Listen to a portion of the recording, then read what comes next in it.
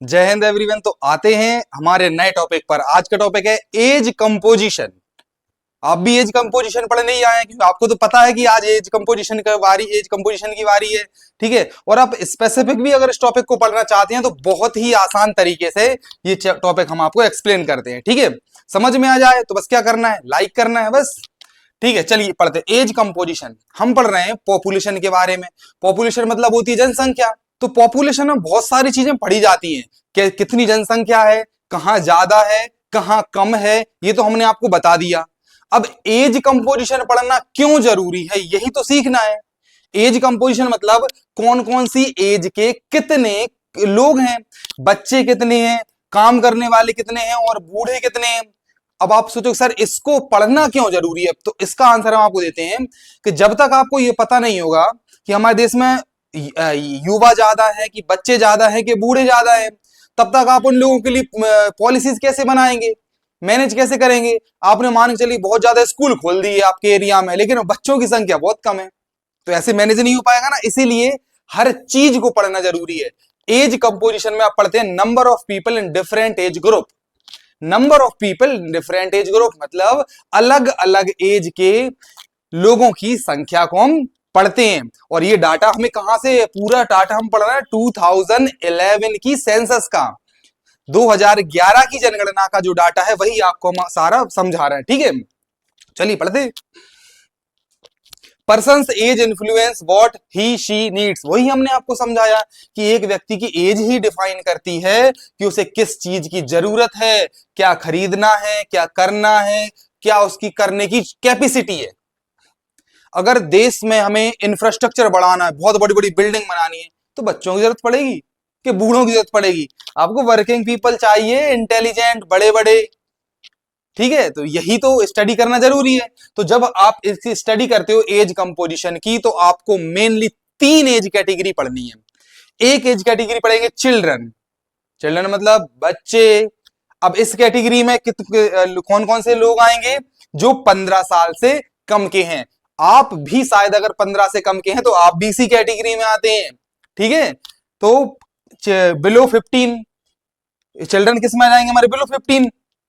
Economically unproductive. अब आपको सुन के लगेगा सर ये आप इंसल्ट कर रहे हो हमारी। इंसल्ट नहीं है, आप दोनों पर्सपेक्टिव से समझिए। इकोनॉमिकली अनप्रोडक्टिव पॉपुलेशन है आप लोग। केवल आप अपने पेरेंट्स है ना, तो आप जो फीस भरते हैं, सब कुछ वो करते हैं, आपका काम केवल क्या है, खाना खाना, कपड़े पहनना अच्छे अच्छे, और सर पढ़ा रहे हैं तो वो पढ़ना और मेडिकल की केयर लेना। बस आप इकोनॉमिकली अनप्रोडक्टिव हैं, आप कुछ देश को दे नहीं रहे हैं। तो आप सबके लिए एक छोटी सी सलाह है, यदि आप चाहते हैं कि आप अपने पेरेंट्स की हेल्प करें तो अपने पेरेंट्स की कुछ ना कुछ छोटी मोटी हेल्प करते रहा करिए। ठीक है, जैसे उनको भी उन पर ज्यादा बर्डन नहीं होगा, है ना। तो चिल्ड्रन जो होते हैं वो अनप्रोडक्टिव होते हैं, उनके लिए हमें फूड, क्लॉथ, एजुकेशन, मेडिकल, इनकी सुविधा, उनकी सेवा करनी पड़ती है। क्यों? क्योंकि यही वो लोग हैं जो आगे चल के देश को संभालेंगे, यही राजनीति में आएंगे, यही इकोनॉमी को बढ़ाएंगे, यही देश को बढ़ाएंगे। इसीलिए इन पर अभी इन्वेस्ट करना बहुत जरूरी है। तभी तो कहते हैं पढ़िए भैया, पढ़ना है आपको।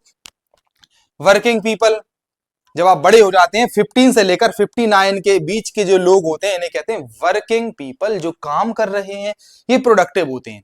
प्रोडक्टिव मतलब कैसे होते हैं, ये कोई ना कोई ऐसा काम कर रहे हैं जिससे इनका भी घर चल रहा है, और जहां ये कुछ लेन देन करते हैं मार्केट में तो दुकानदारों का घर भी चलता है, तो पूरी इकोनॉमी इनसे जुड़ी रहती है। ठीक है, और बायोलॉजिकली रिप्रोडक्टिव ये वही एज ग्रुप होती है जहां पे पॉपुलेशन बढ़ती घटती है। बायोलॉजिकली रिप्रोडक्टिव मतलब जनसंख्या बढ़ाने का भी काम इन्हीं का होता है। ठीक है, और वर्किंग ये काम भी करते हैं। ठीक है, अब आते हैं एज्ड। अब एज्ड दोनों टाइप के होते हैं, एक इकोनॉमिकली प्रोडक्टिव भी होते हैं। ऐसा नहीं होता कि जो व्यक्ति बूढ़ा हो गया वो अब किसी काम का नहीं है, ऐसा नहीं होता भैया। जो आपके घर में दादाजी हैं, दादी जी हैं, ये पिलर होते हैं, आधार होते हैं हर चीज का, क्योंकि इन्हें हर चीज का अनुभव है। अब बच्चों को हम अनप्रोडक्टिव क्यों कहते हैं, क्योंकि इन्हें अभी अनुभव नहीं है, सीख रहे हैं। लेकिन ये प्रोडक्टिव होते हैं। रिटायर हो जाते हैं जो लोग, तो वो क्या करते हैं, सलाह देते हैं लोगों को, ऐसे करना चाहिए, आपको ऐसे काम करना चाहिए। ठीक है, तो ये भी कहीं ना कहीं इकोनॉमिकली प्रोडक्टिव होते हैं, बस उतने नहीं होते जितने की वर्किंग लोग होते हैं। Not available for the employment through the requirement, लेकिन अब ऐसा नहीं होता है कि इन लोगों को डायरेक्ट कोई जॉब नहीं मिलती, क्योंकि एज पूरी हो जाती है ना, तो अब डायरेक्ट किसी कंपनी में या किसी बड़ी बड़ी फैक्ट्री में काम नहीं कर सकते, है ना। तो अब इनको देखें, जब 2011 की जनगणना हुई, सेंसस में पता चला कि पूरे देश में बच्चे कितने हैं, तो आपको पता चल 34.4%, लगभग 34.4% इतने बच्चे हैं, और 58.7% हमारे यहाँ वर्किंग पॉपुलेशन है, और 6.9 हमारे यहाँ एज्ड है। तो अगर मान के चलिए ये यहां होती, तो गवर्नमेंट को जो आज काम करने पड़ते हैं वो वहां तो नहीं करने पड़ते, तो उसके लिए गरीब मतलब एज्ड लोगों के लिए वैसी पॉलिसीज आती। अगर बच्चे कम होते तो और अलग पॉलिसीज आती। तो ये जब तक हम ये स्टडी नहीं करेंगे तब तक आपको कैसे पता चलेगा कि कैसे मैनेज करना है। तो इसी को कहते हैं एज कंपोजिशन।